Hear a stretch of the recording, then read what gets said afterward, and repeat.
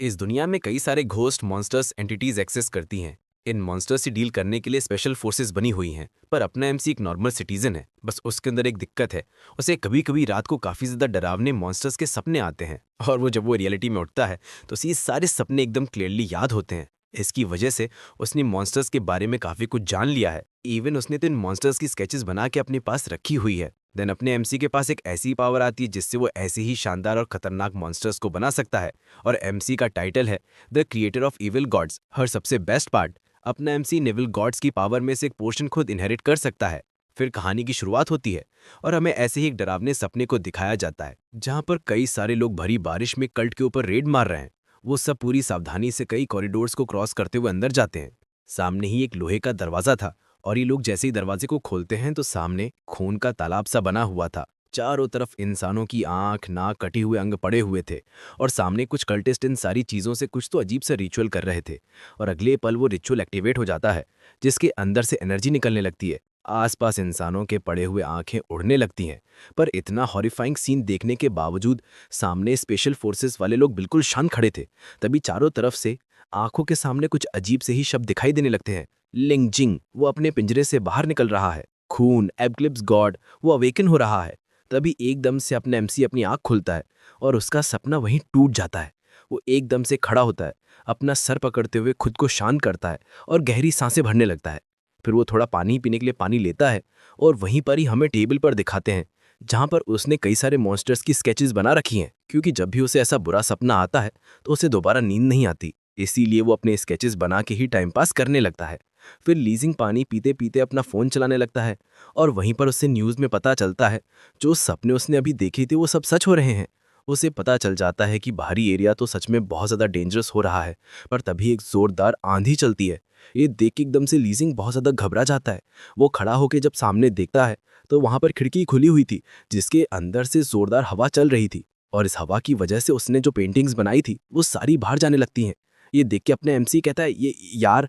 वो अपनी जैकेट पहनता है, फिर घर से बाहर निकलते हुए कहता है ये कितना अजीब है, मैंने तो साफ साफ खिड़की लगाई थी। पर कुछ भी हो, मुझे अपनी पेंटिंग्स को वापस तो लाना पड़ेगा। फिर वो घर से बाहर निकल के नीचे उतरने लगता है। पर जैसे ही वो सीढ़ियों से नीचे उतरता है तो उसे सामने कुछ इंसान जैसे लोग दिखते हैं, जिन्होंने डार्क क्लोथ्स में अपने आप को पूरी तरह से कवर कर रखा है, और वो सब एक मरे हुए इंसान की डेड बॉडी की तरफ घूर रहे हैं। और एमसी को यहाँ देख के ये सब अलर्ट हो जाते हैं। वो एक झटके से एमसी की तरफ देखते हैं, जो देख के एमसी समझ जाता है नहीं बुरा हुआ। पूरी फुर्ती के साथ पीछे मुड़ के वापस से अपने कमरे की तरफ जाने लगता है। वो सीधा घर में आके दरवाजे को अपने कांपते हाथों से बंद करने लगता है। पर यहाँ दरवाज़ा लगाने के बाद खिड़की में से कहीं से उजाला आ रहा था। इससे एमसी बहुत ज़्यादा घबराने लग जाता है, और उसे ऐसा फील हो रहा था कि दरवाजे के पास कोई तो है। तो एमसी कांपती आवाज में कहता है नहीं दफ़ा हो जाओ, नहीं तो मैं स्पेशल डिवीजन को कॉल करने वाला हूँ। पर मनी मनु बहुत ज़्यादा घबरा रहा था, क्या वो लोग गए कि नहीं। फिर वो तुरंत फ़ोन निकाल के सोचता नहीं, बेहतर होगा कि मैं तुरंत ही स्पेशल डिवीजन को कॉल कर दूं। वो स्पेशल डिवीजन को कॉल करने ही लगता है, तभी वो बगल में देखता है वहां पर खिड़की पे कई सारे लोगों के हाथ आ रहे थे। चारों तरफ भूतिया सीन बना हुआ था, और एमसी कॉल करते हुए कहता है हेलो स्पेशल डिवीजन, क्या ये लोग तो फोन ही नहीं उठा रहे। तभी एकदम से वो इतने सारे हाथों वाला क्रीचर खिड़की का कांच तोड़ के अंदर घुसा दिखाता है, और वो कहता है तो वो तुम थे जब अभी हमारे स्पाइडर कल्ट के सेक्रीफाइस को छुप छुप कर देख रहे थे। और हमें दिखाते हैं ये अजीब सी एंटिटी है, एक जायंट इंसानी शक्ल वाली स्पाइडर, जिसके पैरों की जगह बड़े बड़े इंसानों जैसे हाथ हैं। वो अपने बड़े बड़े हाथों से खिड़की के साथ साथ दीवार को भी तोड़ के अंदर आते हुए चिल्लाती है, रोता रहे तो इन्फीरियर लॉली क्रिएचर। ये देख के एमसी के फटके 64 हो जाती है। वो एकदम से चीख लगा देता है। फिर वो अपनी जान बचाने के लिए आसपास से उसे जो भी फर्नीचर मिले उससे वही उसको सुसु करके दूर करने लगता है। पर इन छोटे मोटे फर्नीचर से उसको कुछ घंटा फर्क नहीं पड़ता। वो स्पाइडर चिल्लाती है पॉइंटलेस स्ट्रगल। अब तक उसके घर के दीवारों ने उसकी जान बचा रखी थी, पर अब वो स्पाइडर घर की दीवार तोड़ के ही अंदर घुस आई है। पर इतने में तो लीजिंग समझ चुका था, और वो तुरंत ही बाहर निकलने के लिए दरवाजे के पास जाने लगता है। स्पाइडर भी उसका पीछा करते हुए चिल्लाती है तू कहीं नहीं भाग पाएगा। लीजिंग भागते हुए अब नीचे बेसमेंट में आ चुका था, और वो आते ही अपना दरवाजा लगा देता है। दरवाजा लगाने के बाद भी वो आगे भागने की जगह ढूंढ रहा था। तभी जब वो पीछे देखता है तो वहां पर उस स्पाइडर डीमन ने कुछ ही पलों में उस दरवाजे पे मुक्कों की बरसात कर दी थी। ऐसा लग रहा था कि वो दरवाजा थोड़ी ही देर में टूट जाएगा। आसपास सब कुछ बंद देख के एमसी समझ जाता है हो गया, खत्म हो गया, अब यहाँ पर तो भागने की कोई जगह नहीं है। वो यहाँ हड़बड़ा ही रहा था, तभी कहीं से इसको आवाज आती है, होस्ट क्या आप जीना चाहते हो? ये सुन के एमसी हड़बड़ाने लगता है। वो कहता है क्या, कौन है यहाँ? इतना सुनते ही हमें एक लड़की का फिगर दिखाया जाता है जो अपने कपड़ों का हेम पकड़ के कहीं से निकलती है और हमें दिखाते हैं वो फुल स्पीड में एमसी के सामने आ जाती है। ऐसा लग रहा था कि वो कहीं से टेलीपोर्ट सी होके आई है। उसके आसपास चारों तरफ हवा घूम रही थी। उसने एकदम नन के जैसे सिमिलर कपड़े पहन के रखे थे। वो खुद को इंट्रोड्यूस करके बताती है कि मैं हूँ स्ट्रेंज एंटिटी सिस्टम। एमसी ऐसे मॉन्स्टर्स के बारे में बहुत कुछ जानता था, इसीलिए वो थोड़ा हिचकिचाने लग जाता है और कहता है कि एंटिटी सिस्टम, क्या तुम भी कोई इविल गॉड हो? तो वो एंटिटी सिस्टम बताती है कि मैं क्या हूँ इससे फर्क नहीं पड़ता, ये लो, ये रहा तुम्हारा नोविस रिवॉर्ड। वो अपना हाथ घुमाती है जिससे ली ज़ेंग के सामने एक चमचमाती हुई कैस्ट आ जाती है। वो एंटिटी बताती है कि काउंटलेस वर्ड्स के अंदर से 5 बेसिक मटेरियल्स को रैंडमली सेलेक्ट किया गया है। होस्ट के तौर पर तुम इन 5 को फ्रीली कंबाइन करके अपने लिए एक मॉन्स्टर सर्वेंट बना सकते हो। एमसी के सामने सो चेस्ट एकदम से खुल जाती है और उसके अंदर से आइटम्स बाहर आने लगते हैं। ये देख के अपना एमसी कंफ्यूज होने लगता है। तो एंटिटी समझाती है तुम इन 5 से जिस सर्वेंट को बनाओगे उसकी ग्रोथ तुम्हारे कॉम्बिनेशन पे डिपेंड करेगी। जैसे ही एक बार तुम्हारी क्रिएशन सक्सेसफुली क्रिएट हो जाएगी, वैसे ही तुम्हें अपने सर्वेंट मॉन्स्टर की एक इनेट एबिलिटी मिल जाएगी और तुम्हारे हाथ का नाम है कियोटिक हैंड ऑफ क्रिएशन। ये देख के अपने एमसी के पसीने छूटने लग जाते हैं और वो कहता है क्या तुम मुझे कुछ ज्यादा ही ओवर एस्टिमेट नहीं कर रही हो? वो अपने सामने एक अनजाना मटेरियल देख रहा था जो एक पॉकेट वॉच थी जिसके अंदर टाइम की पावर है, पर वो इविल गॉड के ब्लड के द्वारा अफेक्ट हो रखी है और ये लोगों को पागल कर सकती है। तभी सामने हमें दिखाते हैं बेसमेंट का लोहे का दरवाजा उखड़ने लग गया था। ये देख के ली ज़ेंग चिल्लाता है मैं तो ऑलमोस्ट भूल ही गया था कि सामने अभी मॉन्स्टर है। वो हड़बड़ाते हुए उस एंटिटी से कहता है क्या मैं सारे मटेरियल्स को तुरंत फ्यूज कर दूं? तो एंटिटी कहती है हाँ तुम कर सकते हो, पर मैं तुम्हें एक चीज याद दिला दूं, मटेरियल्स के अंदर भी कंपैटिबिलिटी होनी चाहिए, वरना रिजल्ट बिल्कुल गर्म पानी में उबलती हुई स्वीट बेरीज और कॉफी को मिलाने जैसा होगा, तुम्हारी समझ से भी ज्यादा डिस्गस्टिंग। जो सुन के ली ज़ेंग कहता है तुम एग्जाम्पल तो कतई जहर लेके आई हो। फिर वो सारे मटेरियल्स को एक लाइन्स लगाते हुए कहता है कि अब मुझे पता है कि मुझे क्या करना है, क्योंकि उसने ऑलरेडी सपनों में काफी सारे रिचुअल्स को देख रखा था तो उसे सब पहले से ही पता था। फिर वो सबको कंबाइन करने लगता है और उसके नीचे एक फॉर्मेशन आने लगती है। देन अपना एमसी कहता है नेमलेस मॉन्स्टर, मेरी इच्छा से मेरे आदेश का पालन करो, रिसाउंड, सबमिट और फॉलो करो अपने क्रिएटर को। मैं वो सेंट हूँ जो पूरी दुनिया को ब्लेसिंग्स देता है। मैं वो डीमन भी हूँ जो सारी इविल्स के साथ रहता है। मेरे हैंड ऑफ कियाओस के साथ मुझे भाग्य का पहिया घुमाने दो, जन्म लो मेरे पहले मॉन्स्टर। और ऐसी एमसी का डेडली रिचुअल खत्म हो जाता है और उसके सामने एक बलून पैदा हो जाता है। हाँ, जो देखने में इविल लग रहा है, बस वो थोड़ा सा लग रहा है ना। हाँ, इसकी नरेशन में दिखाया गया है कि ये है फियर बलून 2 स्टार के पोटेंशियल के साथ। इसके पास कुछ एबिलिटीज हैं जिनमें से पहली है इंटिमिडेशन, एक इनेट सोल लेवल शॉक। जो भी इसका सामना करेगा वो मेंटल इंटिमिडेशन से अफेक्ट होगा। जो इसे रेसिस्ट नहीं कर पाएगा वो एंडलेस टेरर के अंदर खो जाएगा, और अगर कोई रेसिस्ट कर भी लेता है तो भी वो वीकनेस वाली स्टेट में आ जाएगा। दूसरी एबिलिटी है फर्टाइल ड्रेन, जिससे वो आसपास की वाइटैलिटी को एब्जॉर्ब कर सकता है, खुद को इससे हील कर सकता है और इनफ वाइटैलिटी एब्जॉर्ब करने के बाद वो खुद को इवॉल्व भी कर सकता है। तीसरी एबिलिटी है सीड ऑफ हेलफायर, इससे वो हेलफायर को समन करके कुछ भी जला सकता है और इससे वो दुश्मनों पे स्ट्राइक भी कर सकता है, जिसके अंदर हेल की डार्कनेस और करोजन का इफेक्ट होगा। इसकी इवैल्यूएशन एक्सीलेंट रेट पर है। इवैल्यूएशन 5 टीयर्स में डिवाइडेड है, बेसिक, गुड, एक्सीलेंट, परफेक्ट और सुप्रीम। अपने एमसी का बलून एक्सीलेंट लेवल पर है। ये बलून पैदा होते ही सही बड़े क्यूट अंदाज में एमसी की तरफ देखता है, जो देख के एमसी चिल्लाता है व्हाट, ये क्या है? बस इतना ही? मैं चाहता था कि एक इंसानी सर वाला बलून आए, ना कि कोई हेलोइन वाला बलून। और ये देख के वो नन कहती है नॉट बैड। जो देख के अपना एमसी कहता है क्या नॉट बैड, क्या दिख रहा तुम्हें इसके अंदर? तभी पीछे से स्पाइडर मॉन्स्टर दरवाजा तोड़ के अंदर आ जाती है। जो देख के यहाँ फियर बलून डरने लगता है। जो देख के एमसी चिल्लाता है हे, तो मुझसे भी ज्यादा कायर क्यों है? तभी वो स्पाइडर एमसी को गाली देते हुए उसके ऊपर टूट पड़ती है। तभी पीछे से नन कहती है कि तुम्हारा सर्वेंट एक्सीलेंट या उससे हाई ग्रेड का है तो तुमने एक सिस्टम के अचीवमेंट को कंप्लीट कर लिया है। इसके रिवॉर्ड में तुम्हें एक एडिशनल स्किल सॉलिडिफिकेशन मिलती है। तुम्हारे फियर बलून की 1/10 पावर तुम इनहेरिट कर पाओगे। तो प्लीज अपने मॉन्स्टर की एक स्किल को चुनो जिसे तुम सॉलिडिफाई करना चाहते हो। ये देख के एमसी चिल्लाता है क्या मैं भी फाइट कर सकता हूँ? तो जल्दी करो, वाइटैलिटी ड्रेन और हेलफायर वेब ये दोनों मुझे दो। वैसे एक मॉन्स्टर को बनाने के बाद तो एमसी उसे सिर्फ एक ही स्किल को इनहेरिट कर सकता है, पर अभी एमसी ने एक अचीवमेंट को कंप्लीट किया है, इसीलिए उसे एक एडिशनल स्किल को इनहेरिट करने का मौका मिला है। इसीलिए उसने 2 स्किल को चुना। इधर ये स्पाइडर मॉन्स्टर जैसी एमसी की तरफ हमला करने वाली होती है, तभी एक जोरदार विप हेलफायर में कवर होकर सीधे उसके मुंह पे ही लगती है। ये विप इतनी ज्यादा जोरदार थी कि इसके मुंह पे लगते ही वो उसकी खाल उधेड़ने लगती है, जिसकी वजह से स्पाइडर पीछे हटने की कोशिश करती है, पर इम्पैक्ट की वजह से वो दूर जाके गिरती है, जो देख के इसे कुछ समझ में नहीं आता। ये भी चिल्लाती है, क्या चल रहा है यहाँ पर इधर ली जैंग अब सब कुछ समझ चुका था और वो कहता है, तो ये है मेरी पावर। इधर वो स्पाइडर एमसी को नफरत भरी निगाहों से देखते हुए कहती है, एक अवेकंड। जो सुन के एमसी पीछे खड़ी नन से पूछता है, तो क्या मैं एक अवेकंड माना जा सकता हूँ? क्योंकि उसे लग रहा था कि ये पावर उसकी नहीं बल्कि उस सिस्टम की है। इधर वो स्पाइडर डीमन अब दोबारा खड़े होते हुए चिल्लाती है, अवेकंड लोग हमारे नोबल प्लेन के अंदर रोड़ा बनते हैं, अब तो तुझे मरना ही होगा। पर तभी फियर बलून में भी पता नहीं कहां से हिम्मत आ जाती है और वो तुरंत ही एमसी और स्पाइडर डीमन के बीच में आ जाता है, हंसते हंसते। जो देख के स्पाइडर चिल्लाती है, क्या अब ये क्या चीज है? पर यहाँ फियर बलून ने अपनी नीचे की रस्सी से उसकी गर्दन को ही पकड़ लिया था। जो देख के अपना एमसी कहता है, फियर बलून बहुत अच्छे, पकड़ के रखे ऐसे, मैं इसे अच्छा सबक सिखाता हूँ। फिर ली जियांग चलते हुए सीधे स्पाइडर डीमन के पीछे आता है और वहीं पर ही अपनी पूरी दम से अपनी वेब को घुमाते हुए सीधे उसकी पीठ वो 2 भागों में बांट देता है। मानना पड़ेगा इस हेलफायर विप की पावर सच में बहुत जबरदस्त है। स्पाइडर को 2 भागों में काटने के बाद उसकी फायर स्पाइडर की बॉडी को ही जलाने लग जाती है। वो स्पाइडर अपनी आखिरी सांसें भरते हुए चिल्लाती है, लॉर्ड एटलना किया। हाँ, बहुत अजीब नाम है। कुछ ही पलों में हेलफायर इसकी पूरी बॉडी को जला के राख कर देती है और एमसी के पास एक नोटिफिकेशन आती है, कॉन्ग्रेचुलेशन होस्ट, तुम्हें एक रेयर ग्रेड का स्पाइडर ट्विस्टेड वेनम बिक मिला है जो 1 स्टार के लेवल का है। ये देख के एमसी भी चैन की सांस लेता और कहता है, फाइनली ये खत्म हुआ। और इसे खत्म करने के बाद फियर बलून भी हंसते हंसते एमसी का चक्कर काटने लगता है।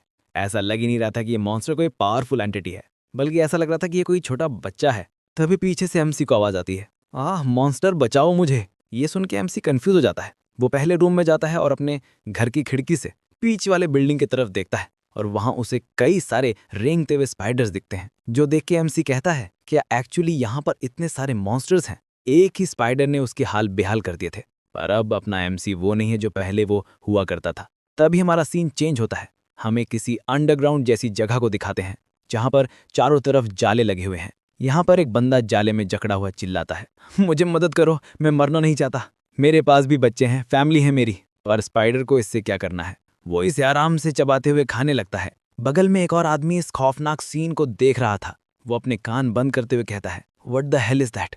इतने सारे जाइंट स्पाइडर्स शहर के अंदर, स्पेशल डिवीजन कहाँ है? कोई तो मदद करो। और हमें ऊपर से दिखाया जाता है कि स्पाइडर के जाले के अंदर कई सारे इंसानों को बांध रखा है। फिर एकदम से एक स्पाइडर भी इस जाले के अंदर घुस आती है और दूसरी तरफ अपना एमसी ली जियांग ये सब नीचे चलता देख के कहता है, ये तो कितना वियर्ड है। हमारी हन सिटी के पास तो अपना खुद का ऑटोमेटिक डिफेंस सिस्टम है, फिर ये एक्टिवेट क्यों नहीं हो रहा है? और मैं पहले कॉल भी नहीं कर पा रहा था स्पेशल डिवीजन को। क्या लगता है, क्या ये सारा सिस्टम खुद से पैरालाइज हो चुका है या फिर ये किसी ने जानबूझ के किया है? फिर अपने बलून के साथ आगे बढ़ते हुए कहता है, जो भी हो हमें इन्हें रोकना ही होगा। अगर हम ऐसा नहीं करेंगे तो पूरा शहर सेक्रीफाइस हो जाएगा। पर तभी वो कुछ याद करके काफी ज्यादा घबराने लगता है और वो कहता है कि अगर किसी ईवल गॉड का अवतार यहाँ डिसेंड हुआ तो सब कुछ खत्म हो जाएगा। दूसरी तरफ फियर बलून काफी जोर जोर से चिल्ला रहा होता है क्योंकि उसकी रस्सी किसी फर्नीचर में अटक चुकी। पर थोड़ी दम लगाने के बाद वो पूरा फर्नीचर ही तोड़ मारता है और एमसी के बगल में आके खुद ही रोने लग जाता है। ये देख के अपना एमसी सोचता है, ये छोटा बेवकूफ, क्या ये सच में 2 स्टार मॉन्स्टर है? फिर एकदम से वो हंसते हुए कहता है, कम ऑन फियर बलून, तुम एक 2 स्टार के मॉन्स्टर हो। अब तुम्हारी आगे कदम बढ़ाने की बारी आ चुकी है। मुझे तो तुम्हारी 1/10 पावर ही मिली है। इसी में ही मैंने इस मॉन्स्टर का काम तमाम कर दिया। अगर तुम अपनी पावर्स का इस्तेमाल करो तो तुम तो मुझसे भी बेहतर कर पाओगे। थोड़ी देर तक मोटिवेशन लाइंस बोलने के बाद ये बलून भी मोटिवेट हो जाता है और हंसते हंसते राजी हो जाता है। फिर एकदम से वो अपने ईविल लुक देते हुए चारों तरफ से अपनी पावर्स को जमा करने लगता है और हेल फायर को रिलीज करते हुए अपने विप के फॉर्म में ले लेता है। धीरे धीरे करके उसके विप्स बड़ी होने लगती हैं और आसपास हेल फायर विप्स चारों तरफ मॉन्स्टर्स पे पड़ने लगती हैं। ये नज़ारा देख के तुम बता सकते हो कि अपने एमसी के 2 स्टार मॉन्स्टर की पावर कितनी ज्यादा है। अगर बाद में एमसी ने इससे भी पावरफुल मॉन्स्टर बनाया तो उसकी क्या ही पावर होगी। यहाँ बस कुछ ही मिनटों में फियर बलून यहाँ के सारे स्पाइडर डीमंस को मार गिराता है। फिर हमारा सीन चेंज होके शहर के अंदर की तरफ आता है जहाँ पर कई सारे धमाके हो रहे थे। ये मत सोचना कि ये करामत अपने फियर बलून की है, बल्कि यहाँ एक स्पेशल डिवीजन का ग्रुप कई सारे स्पाइडर डीमंस के साथ फाइट कर रहा है। ये अपने हाईटेक वेपन्स के साथ स्पाइडर डीमंस को मार रहे हैं। एक बंदा आगे बढ़ते हुए कहता है, डैम इट, हम यहाँ एक को मार रहे हैं तो 10 बाहर आ रहे हैं, अब मर भी जाओ तो। मॉन्स्टर। सभी स्पेशल डिवीजन के बीचों बीच एक जोरदार धमाका होता है। चारों तरफ से लोग भागने लग जाते हैं। इनका लीडर पीछे मुड़ के अपने साथी को आवाज लगाता है जो शायद इस मॉन्स्टर के नीचे दब के मर चुका है। हाँ, ये धमाकेदार एंट्री इस नई स्पाइडर की थी जो नॉर्मल स्पाइडर से कई ज्यादा बड़ी और घिनौनी लग रही है। ये बहुत घिनौने अंदाज में हंसते हंसते बताती है कि मैं हूं गुस्सा। स्पाइडर गॉड की प्रीस्ट अपग्रेड एटलेस नाचा के लिए अपनी जिंदगियों को ऑफर करो। तभी स्पेशल डिवीजन का कैप्टन चिल्लाता है, स्कॉट 2 पीछे हटो, स्काई स्क्रैपर्स के ज्यादा क्लोज मत जाना, रैंक फॉर अवेकेंट्स अपने हमलों को तैयार करो। इतना कहती तुरंत रैंक फॉर अवेकेंट्स इसके ऑर्डर्स को फॉलो करते हुए अपने अपने हमलों को तैयार करने लगते हैं। अगले ही पल सारे अवेकेंट बींग्स एक साथ स्पाइडर की तरफ हमला कर देते हैं। पर इतने सारे हमले खाने के बाद भी वो स्पाइडर हंसती जा रही थी। ये देख के तो कैप्टन भी सदमे में चला जाता है। वो कहता है कि इतने हमले खाने के बाद भी इसके ऊपर कोई स्क्रैच भी नहीं आया, इसका मतलब ये चीज जरूर। तभी पीछे से एक रैंक 4 अवेकन कहता है, डैम इट, हम जैसे रैंक 4 और 5 का झुंड ऐसी किसी चीज के साथ कैसे ही फाइट कर सकते हैं। दूसरा कहता है, अब तक जनरल ली स्वांग वापस क्यों नहीं आए हैं। तभी कैप्टन कहता है कि अपने हमलों को जारी रखो, हम इसे वेस्ट डिस्ट्रिक्ट से बाहर नहीं जाने दे सकते, हमें एच सिटी को किसी भी कीमत पे बचाना ही होगा। और इसकी बात सुन के सभी लोग इस पे राजी होते हुए हाँ करते हैं। तो अब फिर से पूरी स्पेशल डिविजन्स एक दूसरे के साथ कोऑर्डिनेट करते हुए हमला कंटिन्यू कर देते हैं। पर इतने हमले खाने के बाद भी वो स्पाइडर हंसते हंसते कहती है, पैथेटिक, और एकदम से आधी स्पेशल डिवीजन को अपने ही नीचे क्रश कर देती है। तभी एक आवाज आती है, तू और तेरे लॉर्ड ने अब अपनी लाइन क्रॉस कर दी है, जैम स्पाइडर। और आसमान में हमें एक वेब जूम करते हुए स्पाइडर की तरफ आते हुए दिखाते हैं। वो वेब सीधा ही फुल स्पीड में स्पाइडर के सामने ही पड़ती है, जिससे वो स्पाइडर भी काफी ज्यादा हैरान हो जाती है और एकदम से पीछे हटते हुए चिल्लाती है, क्या, कौन हो तुम वहां। और हमें सामने एक बिल्डिंग पे एक आदमी का फिगर दिखाते हैं जो बहुत ही जोरदार ओरा रिलीज कर रहा था। उसका चेहरा अब भी अंधेरे में गुम था, पर उसके एक हाथ में ईविल टेरिफाइंग फेयर बलून और उसके दूसरे हाथ में हेल फायर वेब। वो स्पाइडर एमसी से पूछती है कि आखिर है कौन वहां। और इधर हमें लीजियोंग को दिखाते हैं जिसने मास्क को पहन रखा है, और वो पूरे एटीट्यूड के साथ कहता है कि तू इस लायक नहीं है जो तू मेरे बारे में जान सके। अपने लॉर्ड को बुलाकर वो डायरेक्टली पूछे तो मैं बता भी दूं। जो सुन के तू ये स्पाइडर बहुत ज्यादा गुस्से में आ जाती है और वो चिल्लाती है, एक घमंडी इंसान, तुझे क्या लगता तू किसी तरह का भगवान है। ऐसा तो सोचने मत कि तेरी फालतू की ऊटपटांग बातों से ही मैं डर जाऊंगी कि तू लोली क्रिएचर, तेरी हिम्मत कैसे हुई जो तूने अपने आप को ग्रेट स्पाइडर गॉड से कंपेयर किया। इतना सुनने के बाद भी अपने एमसी एकदम शांति से कहता है, कितने बेवकूफी भरे विचार हैं। तो अब तू सच में एक इंसेक्ट बन चुकी है, तो तेरा दिमाग भी काम करना बंद कर चुका है। ये घमंडी बातें सुनते ही स्पाइडर बहुत ज्यादा गुस्से में आ जाती है। वो अपनी सारी स्पाइडर्स को कमांड करती है कि इसे जिंदा निगल जाओ। इतना सुनते ही स्पाइडर्स की पूरी आर्मी एमसी जिस बिल्डिंग में खड़ा था उसे चारों तरफ से घेर लेती है। एक के बाद एक सारी स्पाइडर्स इस बिल्डिंग को चढ़ने लगती हैं। यहाँ पर इतनी सारी स्पाइडर्स थी कि कोई दूर से देखे तो ऐसा लगेगा कि इन स्पाइडर के वजन से बिल्डिंग टूट जाएगी। सामने से वो कैप्टन एमसी की तरफ हाथ बढ़ाते हुए कहता है, छोटे भाई भाग जाओ यहाँ से। क्योंकि भले उस कैप्टन को एमसी की शक्ल ना दिख रही हो, पर उसकी बॉडी तो दिख ही रही है। उससे वो समझ जाता है कि ये कोई यंगस्टर है। इधर एमसी इतनी सारी स्पाइडर्स को देखने के बाद भी कैजुअली अपने शाओकाई नानी फियर बलून की तरफ हाथ आगे बढ़ाता है। फियर बलून के शक्ल पे भी डर का कोई नामो निशान नहीं था। वो भी मजे में अपने ओरा को रिलीज कर रहा था। एमसी से कहता है, शाओकाई बिल्कुल पहले की तरह अपने अब्जॉर्प्शन ओरा को एक्टिवेट करो। जो सुन के शाओकाई हाँ कहते हुए अपना ओरा एक्टिवेट करने लगता है कि वो बलून भी पूरी खुशी के साथ अपने रेड डेमोनिक ओरा को चारों तरफ फैलाने लगता है। इसके एब्जॉर्प्शन ओरा को एक्टिवेट करते ही इसका ओरा पूरे शहर में ही फैलने लगता है। एकदम से इतना ओरा रिलीज होने की वजह से चारों तरफ काफी खतरनाक शॉक वेव्स रिलीज होने लगती हैं। बिल्डिंग पे चढ़ते हुए सारे ही मॉन्स्टर्स इन शॉक वेव्स की चपेट में आ जाती है, जिसकी वजह से सारे के सारे दूर जाके गिरते हैं। उनकी बॉडीज भी टेरिफाइंग इम्पैक्ट के चपेट में आने की वजह से फटने लगती हैं। इवन वो जाइंट मॉन्स्टर भी इस ओरा के प्रेशर के तले जमीन में धंसने लगती है। इतनी प्रेशर के सामने वो रेसिस्ट भी नहीं कर पा रही थी। ये टेरिफाइंग सीन देखे इनका कैप्टन कहता है, ये पावर तो मॉर्निंग स्टार क्लास की है। इधर वो जाइंट स्पाइडर मॉन्स्टर बड़ी मुश्किल से इस ओरा के प्रेशर से बाहर निकलती है और वो जोर से कांपते हुए चिल्लाती है, आह! फिर एकदम से वो भागते हुए चिल्लाती है, एक जेन्युइन मॉर्निंग स्टार क्लास? नहीं, मैं अभी तक मॉर्निंग स्टार क्लास तक नहीं पहुंची हूं। मैं इससे फाइट नहीं कर सकती। अभी मैं यहां नहीं मर सकती। मुझे भागना ही होगा। पर शका यहां इसे ऐसे ही थोड़ी जाने देगा। वो एक जेन्युइन इविल एंटिटी की तरह हंसते हंसते अपने स्पिरिचुअल प्रेशर को स्पाइडर की तरफ फैलाने लगता है। ये ओरा इतनी तेजी से फैलता है कि इस जाइंट स्पाइडर पिस्टेस को बचने का कोई मौका भी नहीं मिलता। उसकी फॉर्म डिस्टेबल होने लगती है।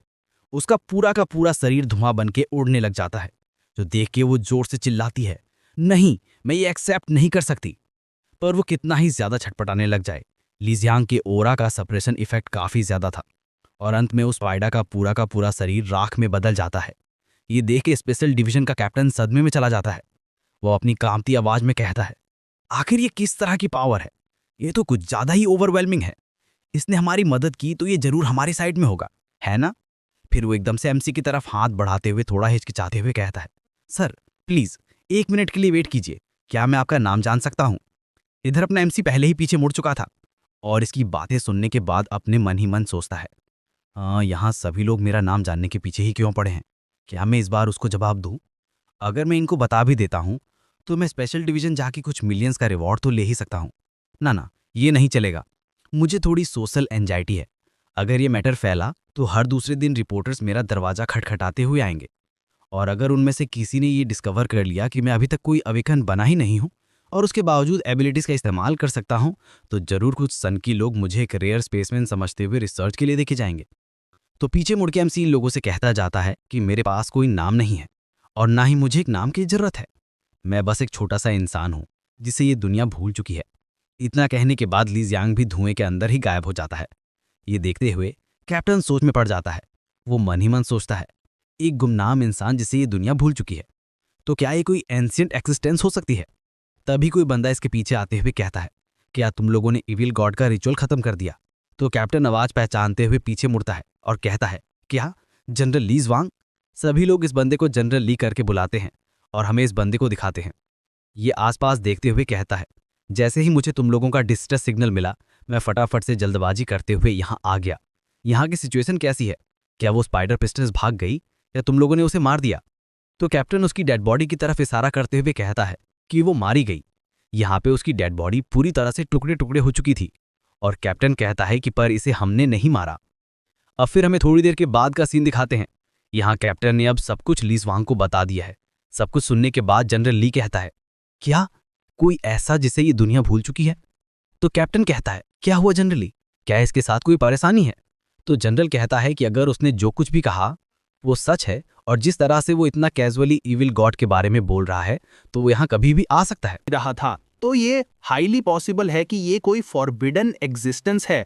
ये सुनकर तो कैप्टन और भी ज्यादा शॉक में आ जाता है। वो कहता है कि क्या एक फॉरबिडन एग्जिस्टेंस जो गॉड से भी ज्यादा ताकतवर होती है? और कैप्टन के इतना कहते ही ये एपिसोड खत्म हो जाता है। तो ये नई सीरीज तुम लोगों को कैसी लगी कमेंट सेक्शन में जरूर बताना। वीडियो को लाइक कर देना और जितना ज्यादा हो सके इसे हाइप करना। कमेंट में बताओ तुम लोगों को क्या लगता है, क्या मैं इस सीरीज को कंटिन्यू रखूं या नहीं। मुझे तो ये सीरीज सच में पसंद आई है। ये सीरीज पे अगर ज्यादा व्यूज नहीं आएंगे तो मैं हटा सकता हूं इसको ही। तो अगर तुम लोगों को ये सीरीज देखनी है तो ज्यादा से ज्यादा शेयर भी कर दो अपने दोस्तों के साथ। सो अब मैं मिलता हूं तुमसे इसके नेक्स्ट एपिसोड में। सीन साउथ साइड शिफ्ट होता है। स्पाइडर स्पिरिट्स को हराने के बाद वो अकेला एक सुनसान गली से गुजरता जा रहा था। चलते चलते वो खुद से ही बोलने लगा, आज रात का हॉल काफी हैवी था। आधे घंटे पहले तक मैं एक नॉर्मल बंदा था, लेकिन अब सब कुछ कंप्लीटली चेंज हो चुका था। अचानक वो रुक गया, जैसे कुछ याद आ गया हो। अरे, लगभग भूल ही गया।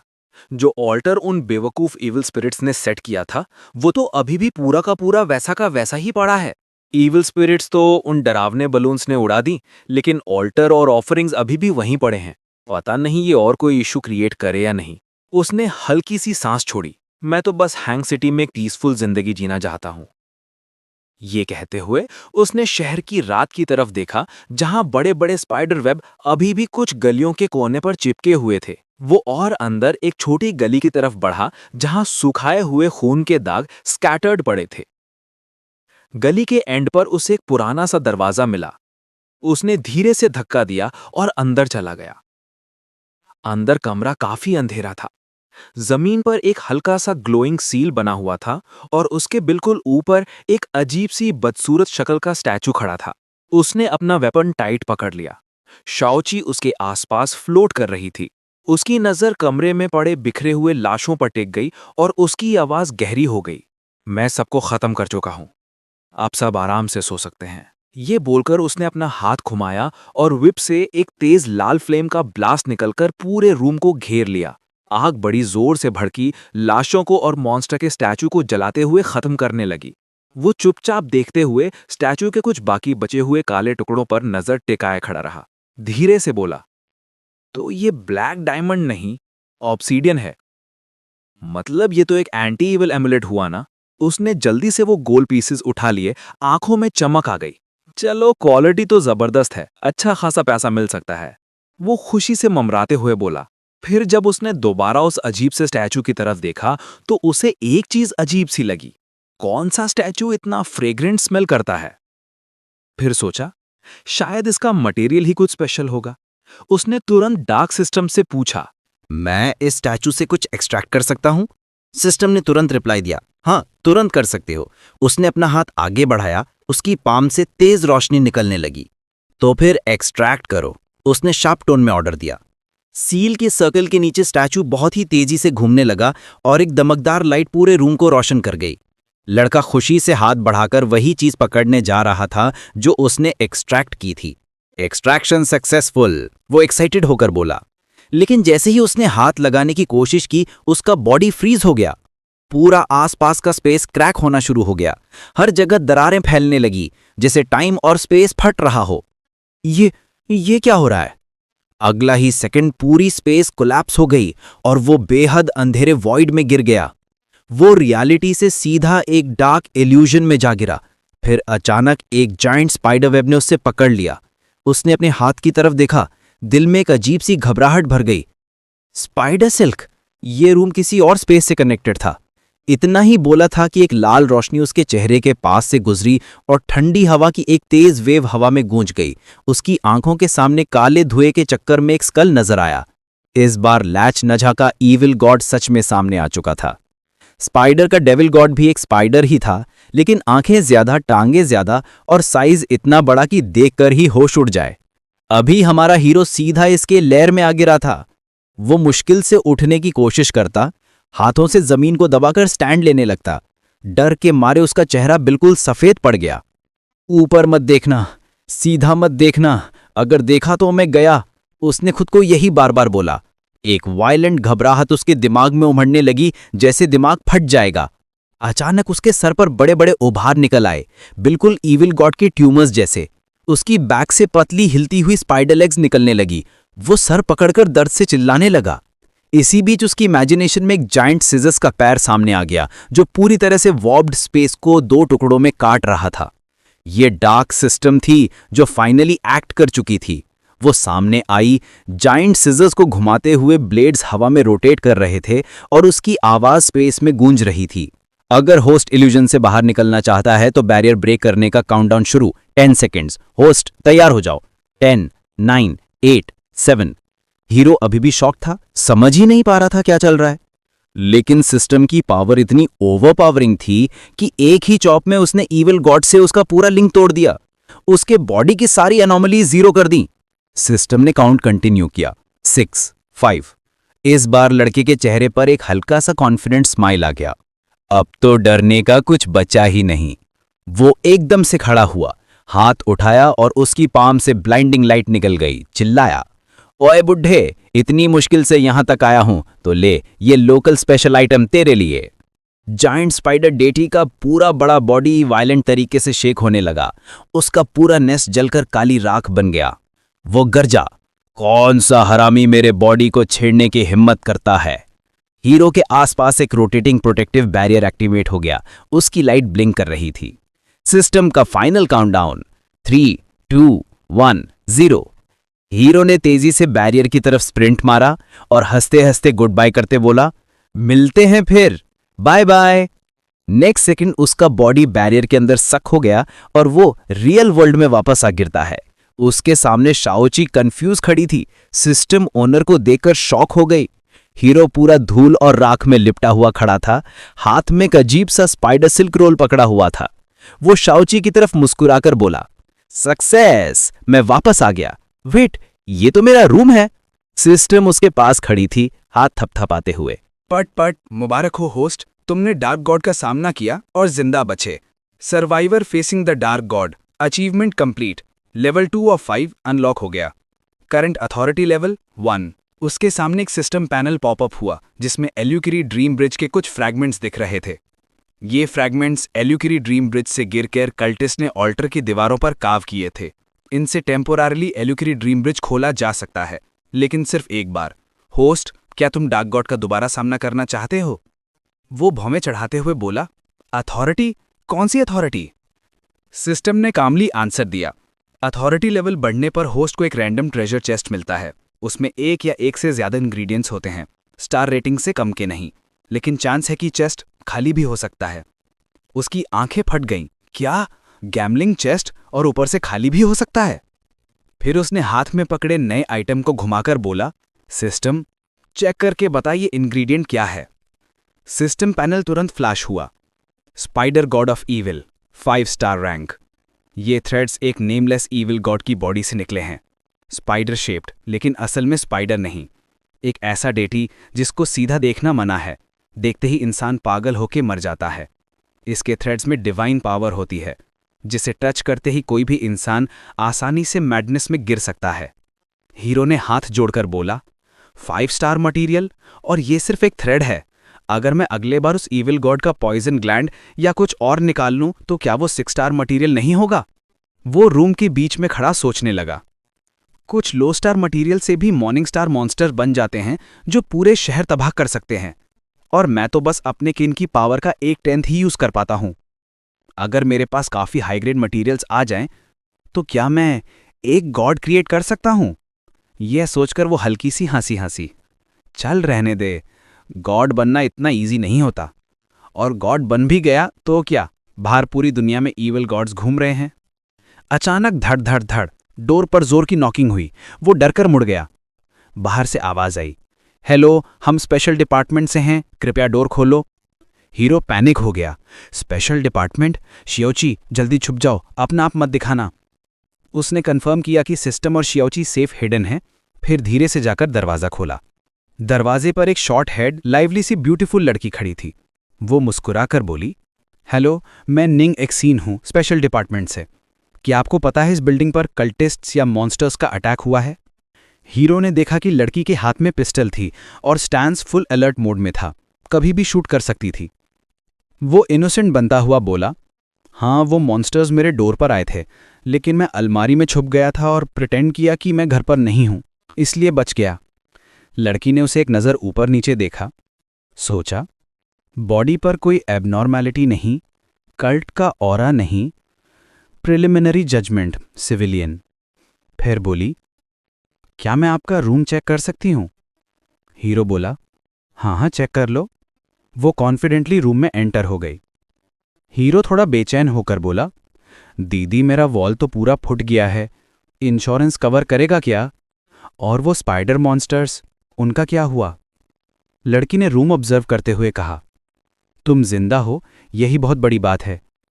और ऊपर से रिफंड चाहिए? तुम्हारे नेक्स्ट डोर वाले फैट गाय का हाल तो कैंडल की तरह पिघल गया, सब खत्म। ये बोलकर उसने तुरंत कॉल लगाया। 7th फ्लोर पर सिर्फ एक सर्वाइवर, कोई एक्सटर्नल इंजरी नहीं, कोई कल्टोरा नहीं।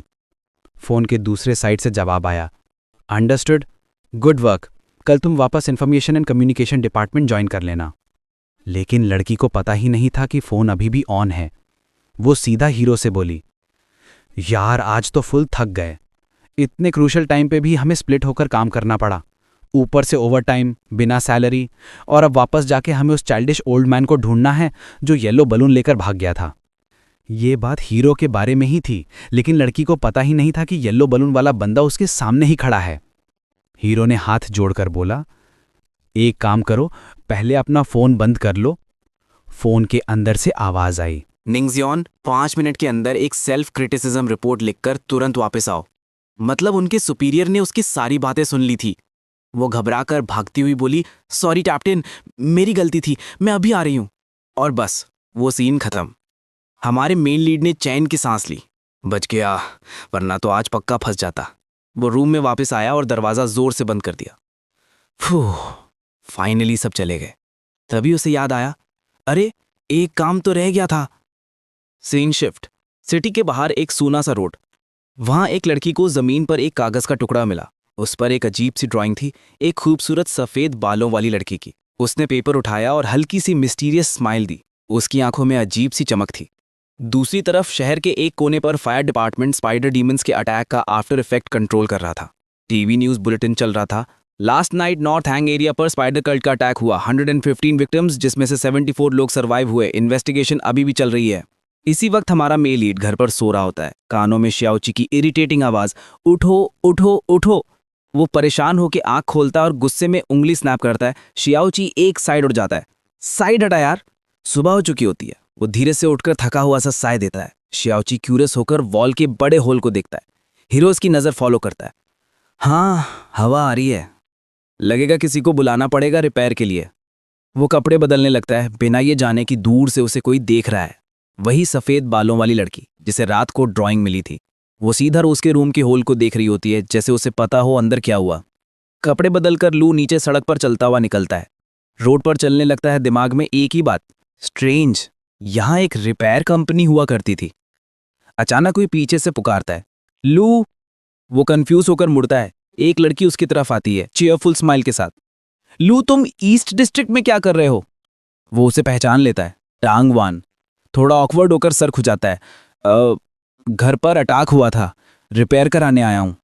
टांग वान पास आकर कंसर्न से पूछती है, तुम ठीक तो हो?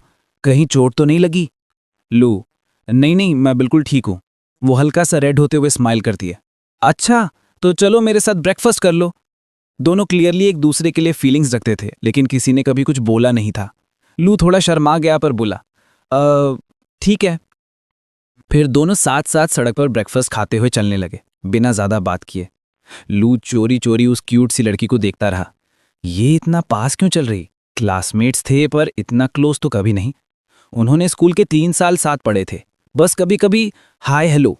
और टांगवान तो हमेशा से अटेंशन मैग्नेट थी, जबकि वो एक नॉर्मल अननोटिस टाइप। वो खुद को समझाता है, पुरानी बातें छोड़, कल रात मैंने इतना सारा मटेरियल कलेक्ट किया था स्पाइडर्स और डार्क गॉड से, शायद एक नया फैमिलियर क्रिएट कर सकूं। जब वो ये सोच ही रहा था, अचानक उसे कुछ अजीब फील हुआ। टांगवान ने उसकी अनईजी बॉडी लैंग्वेज नोटिस कर ली। वो तुरंत नजदीक आकर पूछती है, लू क्या हुआ? तुम इतने स्ट्रेंज क्यों बिहेव कर रहे हो? उसका एक्सप्रेशन एकदम चेंज हो गया, जैसे ही उसके दिमाग में कुछ फ्लैश हुआ। उसने जल्दी से तांगवान को बाय बोला। यार, मुझे अर्जेंट काम आ गया, मैं चलता हूं। वो रश में निकल गया और तांगवान हल्का सा मुस्कुरा के धीरे से बोली, ठीक है, नेक्स्ट टाइम मिलते हैं। फिर उसने अपना फोन निकाला जिसमें लू की फोटो लगी थी। उसने फोटो देखकर प्यार से मुस्कुरा दिया। सच में बिल्कुल बोरिंग नहीं है, उसने हल्की सी शाई वॉइस में कहा। घर लौटते वक्त वो धीरे धीरे चल रही थी, अपने आप से बोलती हुई, आज शायद मैं थोड़ी ज्यादा बोल्ड हो गई। पता नहीं उसे कुछ डाउट हुआ होगा या नहीं। रूम का डोर खोलते ही वो उसी के बारे में सोच रही थी। शायद नहीं, वो इतना नोटिस नहीं करता, उसने हल्की सी स्माइल के साथ कहा। उसके चेहरे पर एक अजीब सी मिस्टीरियस स्माइल आई। वो अपने होंठ को हल्की सी उंगली से टच करते हुए शर्मा गई। उसके दिमाग में फिर से वही इमेजिनेटिव थॉट्स आ गए जो वो अक्सर रात को सोचती थी। फिर उसने लाइट ऑन की और पूरा रूम एकदम क्लियर हो गया। रूम की सारी वॉल्स लू की फोटोज से भरी हुई थी। तांगवान ने धीरे से कहा, मैं आ गई लू। शेल्फ्स पर उसकी छोटी छोटी चीजें रखी थीं, जैसे उसके यूज किए हुए आइटम्स और कुछ पर्सनल चीजें भी थी। बेड पर एक जाइंट हगिंग पिलो था जिसमें भी लू की पिक्चर बनी हुई थी। वो शेल्फ से एक शर्ट उठाती है, उसे जेंटली सांस लेकर महसूस करती है। फिर बेड पर लेटे हुए अपने पिलो को हग कर लेती है। एक सॉफ्ट सी आवाज में बोलती है, लू यू। इसी वक्त दूसरी तरफ लू को अचानक एक ठंडी सी फीलिंग हुई। वो हल्का सा कांपकर बोला, आज इतनी ठंड क्यों लग रही है? लू घर वापस बहुत हागी मूड में आया। फाइनली सब सेट हो गया, कुछ दिन में लोग आके घर रिपेयर कर देंगे। शाओची भी उड़ते हुए आया, लेकिन लू ने उसका थोड़ा सा फेस दबा दिया। शाओची, शोर मत मचा, मैंने अभी लंच भी नहीं किया। लू ने सिस्टम ओपन किया और कल जो चीजें मिली थीं उनको चेक करना स्टार्ट किया। सिस्टम पैनल पर लिखा था, 1 deformed spider venom sac 1 star, 5 normal deformed spider venom sacs 1 star each, एक mutated deformed action reaction sac 3 stars, एक web of the epic spider 5 stars, एक 3 स्टार ट्विस्टेड म्यूटेटेड एग जिसका potential बहुत ज्यादा था। लू हैरान हो गया, एग? ये कहाँ है? वो सिस्टम स्पेस में हाथ डालकर सर्च करने लगा। तब उसे कल देखा हुआ वो ह्यूज क्रीचर याद आया। उसकी हैवी वॉइस, थके हुए आईज। क्या वो लड़की थी? ऐसे कैसे? वो एग को घुमा घुमा कर देखने लगा। हाँ, ये अलाइव है? सिस्टम, सिस्टम, किधर हो? सिस्टम 3 ग्लोइंग रिंग्स के सामने आ गया। मैं यहीं हूं। लू ने तुरंत पूछा, क्या ये एग लिविंग एंटिटी है? क्या इसको मटेरियल बनाया जा सकता है? सिस्टम ने जवाब दिया, जो क्रीचर्स अभी तक फॉर्म नहीं लेते, जैसे अनहैश्ड एग्स, नॉर्मल एग्स, एम्ब्रियो, ये सब अभी भी रॉ मटेरियल की कैटेगरी में आते हैं। लेकिन अगर क्रीचर ने शेप ले लिया हो और ककून से बाहर आने वाला हो तो उसको मॉडिफाई नहीं किया जा सकता। ये सुनकर लू ने अपने हाथ में पकड़े हुए उस एग को ध्यान से देखा और बोला, समझ गया, मतलब इसको ज़्यादा टाइम तक रख नहीं सकते। उसके पास ही खड़ा श्याओची भी प्रिटेंड कर रहा था जैसे वो भी डीप सोच रहा हो। लू ने उसकी तरफ देखकर उसका सर प्यार से थपथपाया और मुस्कुराकर बोला, गुड गर्ल, गुड गर्ल। फिर लू ने सिस्टम से पूछा, तो क्या मैं इन मटेरियल्स का यूज़ करके श्याओची को एनहांस कर सकता हूँ? सिस्टम ने सीधा जवाब दिया, होस्ट की अथॉरिटी इस वक्त इनसफिशिएंट है, अभी ये पॉसिबल नहीं। इस वक्त तुम्हें न्यू एबिलिटीज़ क्रिएट करनी चाहिए। लू ने थोड़ा सोचकर बोला, हाँ, अगर मैं ऐसा करूं तो फ्यूचर के मॉन्स्टर्स के अगेंस्ट श्याओची को मैनेज करना आसान हो जाएगा। उसने हाथ उठाया और उस एग के लिए एक न्यू पावर सिलेक्ट कर दी। लाइट स्वर्ल होने लगी और लू बोला, सिस्टम एडजस्टमेंट इनिशिएट करो। इस मोमेंट लू बहुत एक्साइटेड हो गया। उसने एक ब्रोकन पॉकेट वॉच निकाली और उसको डिफॉर्म्ड स्पाइडर वेनम बैग के साथ कंबाइन कर दिया। सिस्टम ने भी वो वॉच ऑटोमेटिकली ऐड कर दी। तुरंत ही 3-4 चीज़ें हवा में फ्लोट करने लगीं और ब्राइट लाइट के अंदर कंबाइन होने लगी। कुछ सेकंड्स बाद एक वॉच फ्लोर पर गिर गई और लाइट भी खत्म हो गई। एग बस हल्का सा हवा में फ्लोट कर रहा था। ये देखकर लू हैरान रह गया, अरे ये खराब तो नहीं हो गया? वो नीचे झुककर वॉच को देखता है जो अजीब सी इलेक्ट्रिक स्पार्क्स छोड़ रही होती है। क्या ये अब्जॉर्ब हो गया और सिर्फ शेल बचा? तभी सिस्टम वॉच के पास आई, नीचे बैठकर उसे उठाने लगी और बोली, ये पॉकेट वॉच एक दूसरे इविल गॉड के ब्लड से इन्फेक्ट हो चुकी है और अक्सर इविल गॉड्स एक दूसरे को रिपेल करते हैं, जैसे पुराने शई ट्राइब के 2 सेक्ट्स या नाइटमेयर डीप सी के यंग लॉर्ड के साथ पूरा राइवलरी सीन। इन गॉड्स के बीच नेचुरल एनमिटी है, इसीलिए ये एक दूसरे को अटैक करते हैं। लू थोड़ा कंफ्यूज होकर बोला, मतलब ये इंटर डायमेंशनल वॉर जैसा कुछ है? सिस्टम ने वॉच उठाकर दोनों हाथों से लू को दिया और बोला, जब तुम हायर अथॉरिटी लोगे तब तुम इन इविल गॉड्स के कार्मिक कनेक्शंस में इंटरफेयर कर पाओगे। तब ये एक ही स्पेल के अंदर पीसफुली कोएग्जिस्ट कर सकते हैं। अभी के लिए बेस्ट सोल्यूशन ये है कि हाई ग्रेड मटेरियल्स का यूज़ करके लोअर ग्रेड मटेरियल्स को असिमिलेट किया जाए। लू ने एक हाथ में वॉच और दूसरे हाथ में स्पाइडर एग पकड़ा और सिस्टम की तरफ देखकर बोला, demon silk high grade material है, इसको नेक्स्ट टाइम के लिए सेव करते हैं। अभी के लिए स्पाइडर एग और ट्विस्टेड पॉइजन पाउच का यूज़ करते हैं। फिर उसने सिस्टम पैनल पर सिलेक्ट किया spider egg plus twisted poison pouch और एडजस्टमेंट स्टार्ट हो गए। ट्रांसफॉर्मेशन स्टार्ट होते ही वो मटेरियल उल्टा पुल्टा बबल होने लगता है, जैसे कोई जिंदा लाल मांस हिल रहा हो। तुरंत सिस्टम पॉपअप आया, कॉन्ग्रेचुलेशंस होस्ट, आपको second void shadow spider egg मिला है। Rating excellent, 4 stars. Egg hatching countdown 1 month. ये पढ़ते ही लू को समझ आ गया, मतलब 2 एग्स ही लिमिट थे, ठीक है। फिर उसने बोला, सिस्टम एट्रीब्यूट्स ओपन करो। वॉइड शैडो स्पाइडर एग की डिटेल स्क्रीन पर फ्लैश होने लगती हैं। ये एक बेसिक फैट बॉय स्पाइडर की बॉडी से बना है। एक अननेम्ड इविल गॉड के ब्लड से कंटैमिनेट होने के बाद ये वॉइड एट्रीब्यूट क्रिएचर बन गया। इसमें टाइम प्लस डार्कनेस का पावर मिक्स है। इसका कनेक्शन रिवर ऑफ टाइम से जुड़ता है। इस क्रिएचर का खास फूड शैडोज और टाइम एनर्जी। सिस्टम ने बाकी मटेरियल्स का ब्रेकडाउन भी दिखा दिया। 1. Void poison bag, living organism के बॉडी को वॉइड एलिमेंट्स इंजेक्ट करके कोलैप्स करवा सकता है। 2. Time mark, passive, weak link river of time से बॉडी के ब्रेथ को मेंटेन करता है और यूजर को बहुत सारी अनवांटेड नजरों से हाइड करता है। 3. डार्क स्लेव्स, जब void shadow spider certain amount dark particles absorb कर लेता है तो ये स्पाइडर लाइक 10 स्लेव्स क्रिएट करता है। ये डार्कनेस में हाइड होते हैं, असैसिन प्लस सर्वेंट दोनों का रोल। 4. वॉइड प्रोटेक्शन, वॉइड में बॉर्न क्रिएचर्स अपना छोटा प्राइवेट स्पेस क्रिएट कर सकते हैं जिसमें नॉन लिविंग ऑब्जेक्ट्स स्टोर होते हैं। क्रिएचर जितना स्ट्रांग, स्टोरेज उतना बड़ा। ये सब देखकर लू बोला, मॉर्निंग स्टार लेवल का क्रिएचर, भाई ये तो ओपी बन गया। चलो अच्छा है, हैच होने में 1 मंथ है, तब तक मैं अवेकेंड वर्ल्ड के पावर सिस्टम को स्टडी कर लूंगा। सिस्टम ने 2 फिंगर्स अप किए, कॉन्ग्रेचुलेशंस होस्ट, आपको एक इलीट मॉन्स्टर क्रिएट किया। Achievement unlocked, elite creator, reward white spider की पावर का 1/10 प्लस 2 सेल्फ स्किल अपग्रेड्स। लू बोलता ही है होल्ड अप, लेकिन उसका बॉडी तुरंत बलून की तरह फूलने लगता है। गहरा लाल एनर्जी उसके बॉडी में स्प्रेड हो जाती है। उसका चेहरा ट्विस्ट होने लगता है, आंखें लाल आग की तरह जलने लगती हैं। वो रोर करता है, वेन्स पूरे फेस पर उभर आती हैं। अंदर ही अंदर सोच रहा था, या अल्लाह, क्या मैं इस क्रिएचर की पावर से खुद ही मरने वाला हूं। शाओजी साइड में लिटरली कंफ्यूज खड़ा। ओनर भी पैनिक, मैं भी पैनिक। लू की हालत एक बलून जैसी हो रही थी जिसमें एनर्जी भर भर के फटने वाले लेवल पे आ गई थी। वो सोचता है, अगर बलून फटने वाला हो तो हवा नोजल से निकाली जाती है, लेकिन मैं कोई बलून थोड़ी हूं, ना मुंह से एनर्जी निकाल सकता ना नोज से। और अगर मॉलिक्यूल्स वाले टाइनी होल से एनर्जी एस्केप होने का वेट करूं तो तब तक तो मेरी कब्रिस्तान की घास 3 मीटर लंबी हो जाएगी। अब लू के चेहरे का टेंशन पीक पे। उसने दांत कस लिए। बस अब एक ही ऑप्शन है, लिविंग फायर को डेड फायर में कन्वर्ट करना। वो तुरंत हेल फायर विप निकालता है। एक जोर का स्नैप, विप गोल गोल घूमने लगती है। रूम के चारों तरफ फायर ब्लास्ट होते हैं।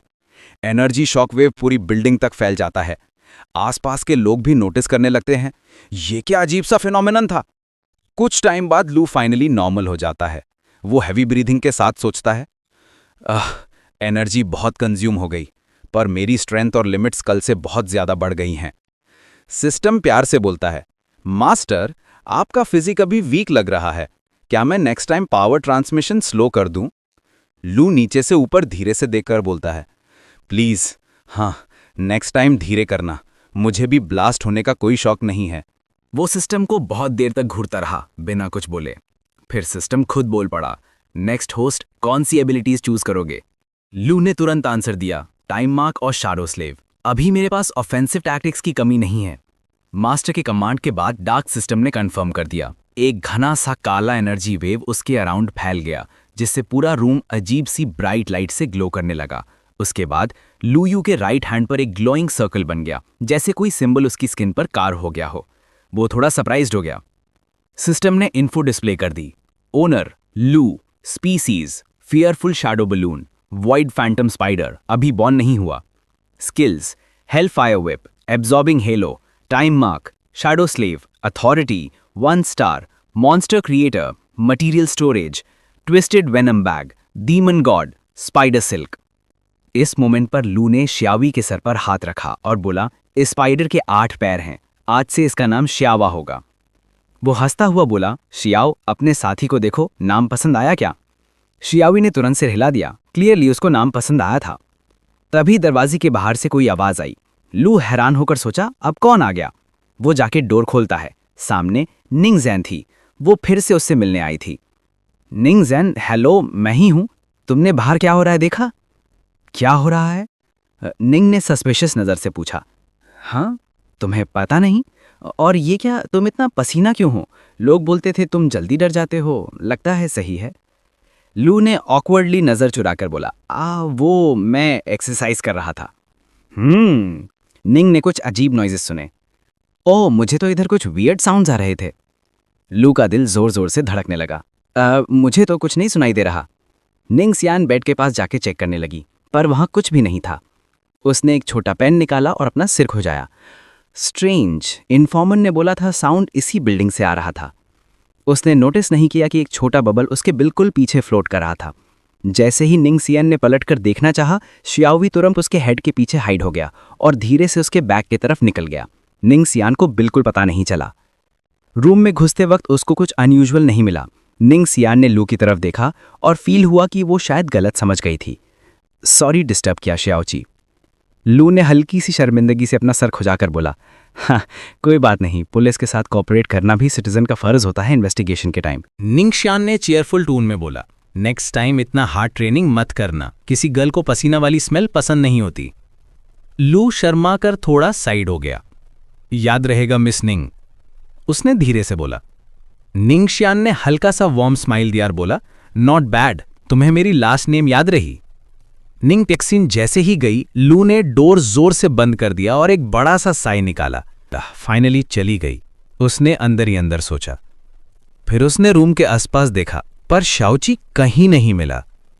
वो तुरंत बाहर भागा और शॉक हो गया जब देखा कि शाओची निंगशियान के पीछे पीछे काफी दूर तक चला गया था। लू जोर से चिल्ला पड़ा, अरे लंट, छोटे सांड, यहां वापस। Scene change. ओटी ट्रोंग चाइनीज मार्केट। लू यहां किसी को ढूंढने आया था। जैसे ही वो अंदर घुसता है उसको काउंटर पर एक बंदा दिखता है जो गेम खेलने में फुल बिजी था। वो बंदा बोले बिना नजर हटाए बोला, भाई देख लो आराम से, अगर कुछ पसंद आए तो चिल्लाना। लू ने सर हिला दिया और शॉप एक्सप्लोर करना शुरू किया। वहां आयरन केजेस में बहुत सारे क्यूट एनिमल्स लॉक्ड थे। उसके दिमाग में आया कि ओनर को फर्क नहीं पड़ेगा वो क्या कर रहा है। उसकी नजर एक क्यूट वाइट रैबिट पर पड़ गई। वो खुश हो गया और दिल ही दिल में बोला, बस तू ही सही है। लू ने हाथ आगे बढ़ाया। एक काला धुआं रैबिट को सराउंड कर गया। उसने एक रिचुअल जैसी लाइन बोली, सर्वेंट ऑफ शैडोज। वो काला स्मोक तुरंत सिजर्स की शेप में बदल गया और रैबिट के अराउंड घूम गया। रैबिट ने वो सिनिस्टर स्मोक का ट्रिब्यूट अब्जॉर्ब कर लिया और लू के सामने रिस्पेक्ट से बाव किया। लू की खुशी का तो कोई हिसाब नहीं था। कामयाब हो गया, उसने सोचा। इसका रीजन ये था कि आज आफ्टरनून उसको एक नया चीज पता चला था सिस्टम पैनल के थ्रू। उसको समझ आया कि इस स्पेशल स्किल की मदद से वो ह्यूमन लाइक सर्वेंट्स भी क्रिएट कर सकता है। ये बहुत यूजफुल था। ह्यूमन फॉर्म वाले सर्वेंट्स ना सस्पिशियस लगते, ना ही कल्ट से लिंक्ड होते। उनके पास कॉम्बैट पावर्स भी होती और नॉर्मल काम भी कर सकते हैं, like back massage, cooking, exactly वैसे ही जैसे शैडो डीमन लीजन शाओ एनिमे में समन करता था। ये सब सोचकर उसने प्रैक्टिकल प्रॉब्लम सोचा। तो शैडो और लाइफ एनर्जी मिलेगी कहां से? बुरे लोग, एनिमल्स? फिर उसको याद आया कि बुरे लोग तो आर्मी और अवेकन लोगों के टारगेट ही रहते हैं, तो वो प्लान ड्रॉप कर दिया। प्रेजेंट में वापस आए। लू ने अपने हाथ में शैडो को देखा और सोचा, तो इसलिए मैं यहां एनिमल्स पर एक्सपेरिमेंट करने आया था और एक्सपेक्ट नहीं किया था कि ये काम करेगा। बस प्रॉब्लम यह है कि ये शैडो अभी ह्यूमन फॉर्म बनाने के लिए काफी स्ट्रांग नहीं है। तभी लू ने शॉपकीपर की तरफ देखा जो अभी भी गेम में घुसा हुआ था। बॉस, ये रैबिट का केज कितने का है? ओनर ने धीरे से मंबल किया, हाँ क्या चाहिए? लू ने केज की तरफ पॉइंट किया और बोला, इस केज में 13 रैबिट्स हैं, राइट? कितना का है? ओनर चलकर केजेस तक गया और बोला, इसमें 13 रैबिट्स हैं, हर एक 100 युआन। तुम जैसे बड़े कस्टमर के लिए 1200 में दे दूंगा। लू थोड़ा हिला, अरे इतना महंगा? ओनर ने शोल्डर्स उचकाए, महंगा क्या है, बाहर दुनिया में केओस चल रहा है, प्राइसेस नॉर्मल ही हैं। लू ने फिर पूछा, और वो बर्ड वाला केज और छोटा व्हाइट माउस कितने का है? ओनर की आंखें खिल गई, बड़ा कस्टमर लगता है, चलो सब ऐड कर देता हूं। टोटल पे 10% डिस्काउंट और फ्री डिलीवरी भी दे दूंगा, कैसा? लू को डील ठीक लगी, चलेगा। ओनर तुरंत मेटल केजेस की तरफ गया, काउंटिंग स्टार्ट की और बोला, वाह भाई, बड़े लकी हो तुम, मेरे बिग कस्टमर के साथ जा रहे हो, लाइफ एंजॉय करना। सीन लू के रूम में। जब लू एनिमल्स लेकर रूम आया तो कुछ ही देर में वो सब जमीन पर मरे हुए पड़े थे। लू बीच में खड़ा था, थोड़ा चक्कर सा आया पर होशियार था। उसने अंदर ही अंदर सोचा, ये तो फुल कर्मा क्रिएट हो गया, इतना तो सर्वेंट समन करने के लिए काफी होगा। फिर उसने हाथ उठाया, फेस पर टेंशन आई और उसके अराउंड फ्लेम्स इग्नाइट हो गईं। वो जोर से चिल्लाया, कम आउट शैडो सर्वेंट्स। तुरंत उसके बनाए हुए शैडोज हिलने लगे। उनके अंदर हाथ, पैर और हेड्स ग्रो होने लगे, बिल्कुल लू के सामने। 3 ट्विस्टेड जिस्म धीरे धीरे फॉर्म ले रहे थे, ट्रेम्बल करते हुए। लू बोला, रुको, स्टेबल रहो, पहले मैं तुम्हारी स्ट्रक्चर चेक कर लूं। वो शैडोज बिल्कुल ब्लैक थे, सिर्फ 2 ब्राइट फ्लेम लाइक आइज चमक रही थीं, जो सिर्फ लू को देख रही थी। तभी अचानक लू का बॉडी फ्रीज हो गया। पूरे रूम का स्पेस डिस्टॉर्ट होने लगा। अजीब कैरेक्टर्स हवा में जल के घूमने लगे। उसका बदन लगभग कोलैप्स हो रहा था, जैसे वो कोई डार्क वॉइड में गिर रहा हो। तभी एक सफेद सी डीमन गॉड सिस्टम की हाथ ने लू का हाथ टाइट पकड़ लिया। वो ब्राइट लाइट के नीचे अपीयर हुई, अननोन ऑरा डिटेक्ट किया, कंफर्म किया कि बहुत डेंजरस है और तुरंत एलिमिनेट कर दिया। डीमन गॉड सिस्टम ने लू को वापस खींच लिया। उसके पाम में ब्लू एनर्जी फ्लिकर कर रही थी। स्मोक के अंदर शाइन करते हुए। सिस्टम ने उन डार्क मासेस की तरफ पॉइंट किया और वो तुरंत ब्रेक होके टूट गए। उनके अंदर छुपे डीमंस चीखने लगे, व्रिगल करने लगे, पर कुछ ही सेकंड में वो सब डिसॉल्व हो गए और भाग गए। लू फाइनली संभला, सांस लेते हुए सोचा, ये कितना डेंजरस था, फिर से मेरी जान बचा ली। उसने आंखें फाड़कर बोला, मैं तो बस सर्वेंट के साथ कनेक्शन फील करना चाह रहा था, पर मैं खुद ही उनकी फूड बनने वाला था। वो नेमलेस एंटिटी मुझे एब्जॉर्ब करने वाली थी। सिस्टम ने आर्म्स क्रॉस करते हुए कहा, होस्ट, वो जो एग्जिस्टेंस था, हो सकता है अभी भी तुम पर नजर रखता हो, तो इसलिए प्लीज आगे से केयरलेस मत होना। किसी भी अननोन एनर्जी सोर्स से मर्ज मत होना, चाहे वो तुम्हें ही क्यों ना मिली हो। लू ने अपने ब्रोकन शैडो ग्रुप को देखकर पूछा, तो इसका मतलब हर एनर्जी टाइप के पीछे कोई अलग ओरिजिन, अलग एग्जिस्टेंस होता है? सिस्टम थोड़ी देर चुप रही, फिर बोली, ये इन्फॉर्मेशन रिवील नहीं की जा सकती। उम्मीद है होस्ट जल्दी अपनी अथॉरिटी इंक्रीज करे। लू हल्का सा मुस्कुराया। लगता है अभी मैं इस दुनिया की सच्चाई जानने लायक ही नहीं हुआ। फिर उसने एक अलग डायरेक्शन में पॉइंट करके पूछा, तो अब मैं इनको सेफली टच कर सकता हूं, राइट? सिस्टम बोला, बिल्कुल ठीक। मारने और पावर सीज करने का पूरा हक होस्ट के पास ही है। ये सुन के लू खुद को स्टेबल किया और धीरे धीरे डीमंस की तरफ बढ़ा।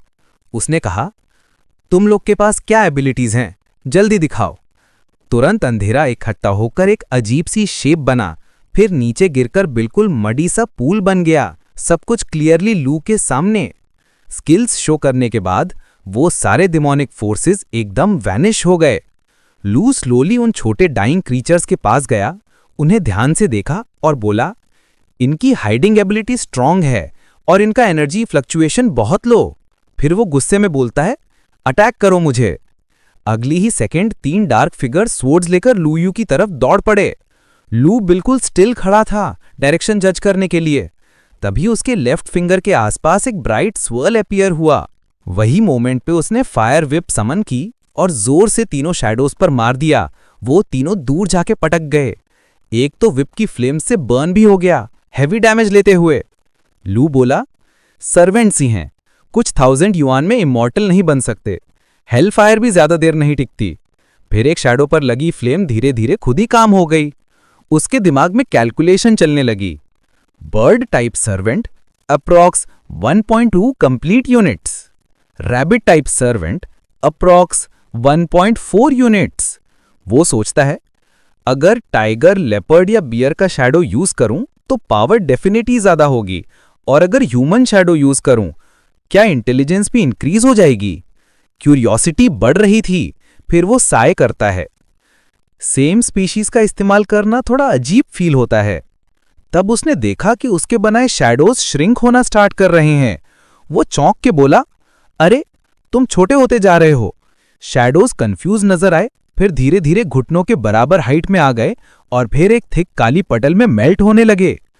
उसने उनसे कहा, चलो आसपास जो भी अनयूजुअल सिचुएशन हो जाके एक्सप्लोर करो, कुछ मिले तो तुरंत रिपोर्ट करना। वो लोग इंस्टेंटली ब्लैक म्यूकस बनकर फ्लोर के अंदर एब्जॉर्ब हो गए, बिल्कुल साइलेंटली डिसअपीयर होते हुए। लू ने उन्हें जाते देखा और बोला, क्या ही कन्वीनियंट हैं, सोचा था उससे ज्यादा इंटेलिजेंट निकले। थकान महसूस होती हुई वो बेड पर लीन हो गया। अब उसके पास खुद को प्रोटेक्ट करने का पावर भी था, सर्वेंट्स भी थे जो असैसिनेशन या इंटेलिजेंस गैदरिंग कर सकते थे। लेकिन ये पावर मॉन्स्टर्स से आई थी और लू ने कभी कोई ट्रेनिंग या कल्टीवेशन नहीं किया था। पावर है पर यूज कैसे करना ये पता नहीं, वो सोचता है। फिर बोलता है, काश मुझे awakened world, cultivation, magic disciplines, कुछ बेसिक नॉलेज मिल जाए। जो लोग अवेकन्ड हैं उनके पास पावर के साथ बहुत सारा सीक्रेट इन्फो भी होता है। अगर कुछ पता चल जाए तो मैं और मटेरियल्स गैदर कर सकता हूं।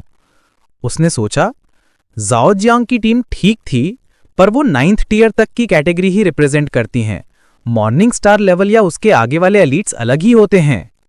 तभी सिस्टम की वॉइस आई, होस्ट, अगर अवेकन्ड वर्ल्ड के बारे में और जानना है तो ऑनलाइन क्यों नहीं पूछते? लू ने उलझन में पूछा, ऑनलाइन? इंटरनेट पर तो हाफ न्यूज फेक होती हैं, क्या कुछ यूजफुल मिलेगा? सिस्टम ने कामली बोला, एक बार ट्राई करो, तभी पता चलेगा। कुछ मिनट के बाद सिस्टम की इंस्ट्रक्शन फॉलो करते हुए लू ने कंप्यूटर खोला और सर्च स्टार्ट किया। पढ़ते ही वो बोल पड़ा, अरे ये क्या शैलो टाइप क्वेश्चंस हैं। स्क्रीन पर लिखा हुआ था, क्या अवेकन्ड लोग अपनी लाइफ स्पैन बढ़ा सकते हैं? अवेकन्ड क्या खाना पसंद करते हैं? क्या कोई रियल ग्रैंड मास्टर एग्जिस्ट करता है? क्या अवेकन्ड के फोरम्स या सीक्रेट चैट रूम्स होते हैं? इनका वर्ल्ड इतना मिस्टीरियस क्यों है? क्या अवेकन्ड के बच्चे भी अवेकन्ड होते हैं? लू सोचने लग गया, मैं सोच भी नहीं सकता था कि लोग इतने डेस्परेट हैं अवेकन्ड वर्ल्ड के बारे में जानने के लिए। तो गाइज, ये थी I the creator of the evil god. माना वीडियो लेट आ रही है क्योंकि कुछ प्रॉब्लम चल रही है, लेकिन तुम लोग ये बताना कि इसे कंटिन्यू रखूं या नहीं। अच्छा रिस्पॉन्स नहीं आया तो नहीं करूंगा कंटिन्यू। ऐसी और वीडियो देखने के लिए चैनल को सब्सक्राइब, रीच के लिए लाइक और कमेंट्स में अपने ओपिनियन बताना ना भूलें।